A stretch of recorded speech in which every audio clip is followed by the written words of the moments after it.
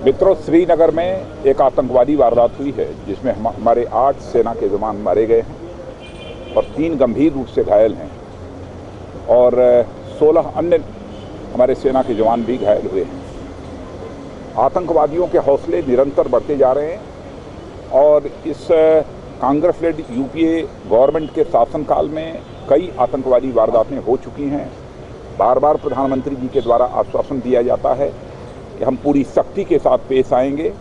और आतंकवाद का हम इस देश से सफाया करेंगे, लेकिन आतंकवाद के सफाए की बात तो बहुत दूर, कम होने की बात तो दूर, निरंतर आतंकवादियों के हौसले बढ़ते जा रहे हैं। मैं यह मानता हूं कि यह एक ऐसा मुद्दा है कि इस पर किसी प्रकार की कोई राजनीति नहीं होनी चाहिए। हम भी कोई राजनीति नहीं करना चाहते हैं, लेकिन हम सरकार से ये अनुरोध करते हैं,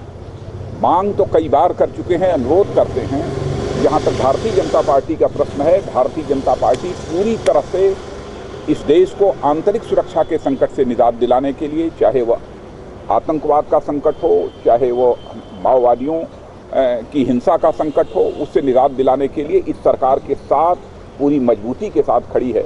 लेकिन इस सरकार को एक फर्म कन्विक्शन के साथ, एक दृढ़ इच्छा शक्ति के साथ इस चुनौती को स्वीकार करना चाहिए और इसका मुकाबला किया जाना चाहिए। सर, नीतीश कुमार मुंह खोलने की धमकी दे रहे हैं बीजेपी नेताओं को, कह रहे हैं कि परेशानी में पड़ जाएंगे बीजेपी नेता। राहुल गांधी गए, जबकि मोदी के वहां पे जाने पर प्रश्न उठाए गए। चतुर्वेदी जी कह रहे हैं कि पुष्पक विमान रावण जैसा पुष्पक विमान था। मोदी की तुलना रावण से देखिए, जहाँ तक उत्तराखंड की त्रासदी का प्रश्न है, मैं ये कहना चाहूँगा कि इस समय किसी भी राजनीतिक पार्टी को राजनीति नहीं करनी चाहिए, लेकिन कोई मुख्यमंत्री अथवा कोई भी राजनीतिक पार्टी उत्तराखंड के पीड़ितों की मदद करना चाहती है तो मैं समझता हूँ कि उसके मदद को स्वीकार किया जाना चाहिए और